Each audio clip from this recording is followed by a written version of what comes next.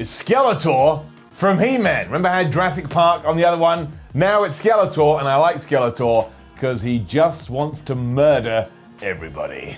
Hello and welcome to Kayfabe News. My name is Flippin' Marks, fresh off a viewing of the latest episode of Monday Night Raw. And as I've been saying for a while here on this show, I am very disturbed and I am very perturbed because two people that have been missing for months and weeks from WWE TV just returned, and Tom Phillips, Samoa Joe, if that is his real name, and Byron Saxton didn't have the decency to explain to me where the hell they'd been. I am, of course, talking about Bianca Belair and Shayna Baszler.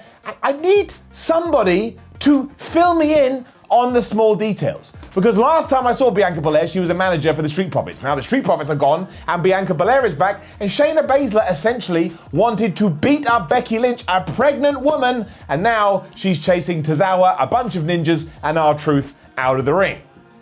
It's nonsensical. It's illogical. This doesn't happen in any other walk of life. It doesn't happen in the NFL. It doesn't happen in the NBA. It doesn't happen in the Premier League. But in World Wrestling Entertainment, there doesn't seem to be any rules. And you're damn right I'm pissed off about it. You're damn right I'm mad. I dedicate at least 5 hours of my time to Raw and SmackDown every single week, and I demand reparations. What do you mean that's not the right word? I come over there and I will Skeletor you. Well, that's what happened. You tell me. There's a comment box down there that you're also desperate to use your grubby fingers and type away and then hit send. You don't know what you're talking about. Two people who really should have been notified to the police as missing persons are now back. And Shayna Baszler, she hasn't skipped a beat at all. She was talking about terror and maiming. She sounded like she was a Viking that had rolled out from that century into the modern one. And Bianca Belair just rolled into shot and is now teaming with Ruby Riott. Question, folks, why is Ruby Riott teaming with Bianca Belair? Why? And why does Bianca Belair hate the Iconics? Unless it turns out that the Iconics kidnapped Bianca Belair and locked her in a room, I have no understanding of this. But if Bianca Belair has been kidnapped, you know what? I need someone to tell me she's been kidnapped. And also, that person should be under criminal investigation. This is like, we mentioned Samoa Joe, this is like when Samoa Joe got kidnapped in TNA. Remember that? He got bundled and bungled into a van, and then he just came back, and he didn't tell us anything. I have no words. The WWE just operates on its own plane and couldn't give two hoots about the laws of the universe, which is ironic because they say they're called the WWE Universe. I'm not sure I can watch anymore. Of course I will, that's what we all say, but I will tune in. It's just, something's afoot. Whoever is in control and running this thing is involved in a conspiracy. We were also told at the start of Raw it was a night of grudges, in the sense we were going to have a bunch of grudge matches, and I suppose that was kind of true in the sense we saw Angel Garza and Andrade taking on the Viking Raiders, and I suppose they don't like each other very much. And of course we saw that tag match I've already talked about when the Iconics took on Rhea Ripley as well as Bianca Belair. But Rhea Ripley and the Iconics have a grudge, but Bianca Belair doesn't, unless of course she was kidnapped, and as I say, that hasn't been identified. And of course Bobby Lashley also wrecked Ricochet, but that has just become a weekly happening on Monday Night Raw, and I don't understand why Ricochet keeps accepting these matches. In fact, Rick, come close, lean in, you can say no, like it's a fight. No one will make you do it. You've seen UFC, you've seen boxing. Somebody comes to you, they proposes the contest, you weigh it up and you say, yeah, or you say, nah. You, my friend, need to start saying nah. Also, your best friend Cedric Alexander is clearly about to screw you in the back, stab you in the back, whatever you want to call it. How you can't see that, I don't know. He's now accepting packages from MVP and not mentioning it to you.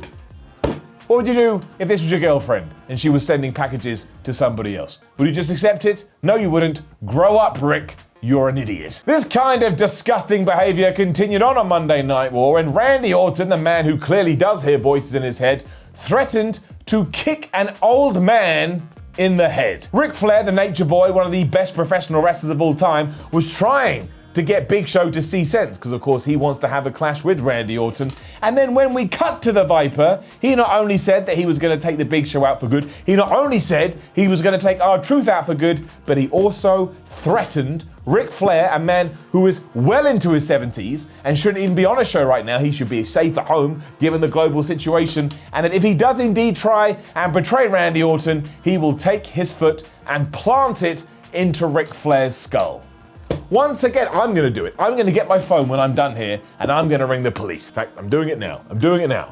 Hello, yes, police? What do you mean that's not what you like to be called? Shut up, police. Look, I want to report numerous crimes. Randy Orton, last night on Monday Night Raw, said he was going to kick an old man in the head. I'm also 99% sure Bianca Belair got kidnapped and nobody is saying anything. And on top of that, Rey Mysterio is threatening to pull an eye out of another man's face. What do you mean wrestling isn't real? What do you mean wrestling isn't real and it's fake? This is the problem. You try and do the right thing and you get told stupid things like professional wrestling isn't fake. Professional wrestling is as real as the hair on my head. Thankfully, there was better news as love is in the air, as Charlie Caruso now has the hots for Ivar of the Viking Raiders. This, of course, upset Angel Garza tremendously because he's been trying to get it on with old Charlie Caruso. But Ivar was the more suave of the pair, and he plucked a rose out of Angel's hand and he gave it to the backstage interviewer, and I tell you, she was smitten, much like Mrs. Marks was when I met her many years ago. I suppose this is soon going to turn into both men trying to win the affections of Charlie Caruso, and after years of doing a damn good job of interviewing behind the scenes, I think she deserves a little bit of care. I think she deserves a little bit of adoration, and I'm excited to see where this goes. I know that Andrade and Eric will be a little bit worried because nothing will take your mind off the fight in the ring like the love of a woman, but hey, that's just real life. And I love it when reality is thrown into my wrestling. I tried to tell the police this, but yes, just to catch you up, Rey Mysterio is still claiming that this Sunday at the horror show Extreme Rules, whatever the hell they're calling it, he is going to rip out Seth Rollins' eye. Seth Rollins has now accepted this challenge, and he too will be trying to rip out Rey Mysterio's eye. And Seth Rollins doesn't even care anymore. He has told Rey Mysterio that he will do this in order that he can never see his son Dominic get married and that he can never see the sun rise again. Just imagine that. You may be a father out there, maybe even a mother.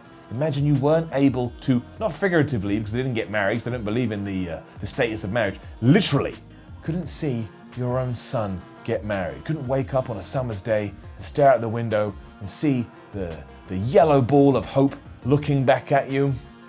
It shouldn't be happening. It shouldn't be happening. I'm very worried for all involved. Thankfully, Kevin Owens and Buddy Murphy were trying to talk these two people out of doing this, but it's on.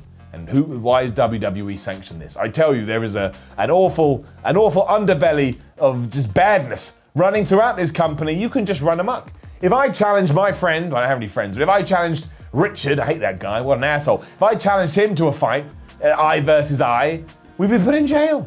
But nope, somebody's gonna lose an eye.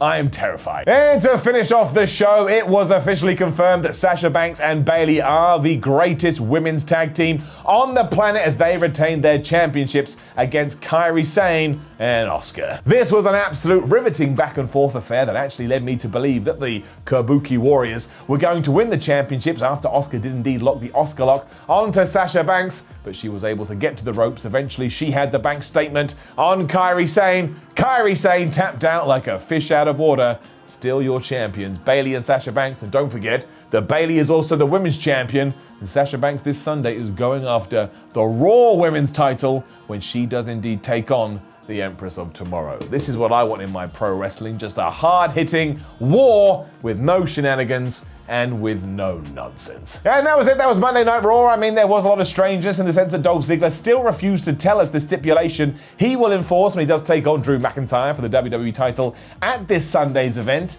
I mean, what could it be? They've done everything else that you could possibly think of, but Ziggler seems to have come up with something new. Let me know in the comments. Maybe it's a loser has to go back to school match and learn about the criminal justice system. And then maybe in 10, 15 years, we won't have people trying to rip somebody else's eye out. Now, please do like the video, go and share it, and hit that subscribe button. It's free, it costs you nothing, and I know you're cheap to begin with. Make sure you check out other videos here on Kayfabe News, including our ones that break exclusive news, such as the fact that the Mortician has now debuted in Impact. It's going to be quite the legendary run and quite the legendary career. My name is Flipping Marks. You have been the unwashed masses. I will speak to you again soon.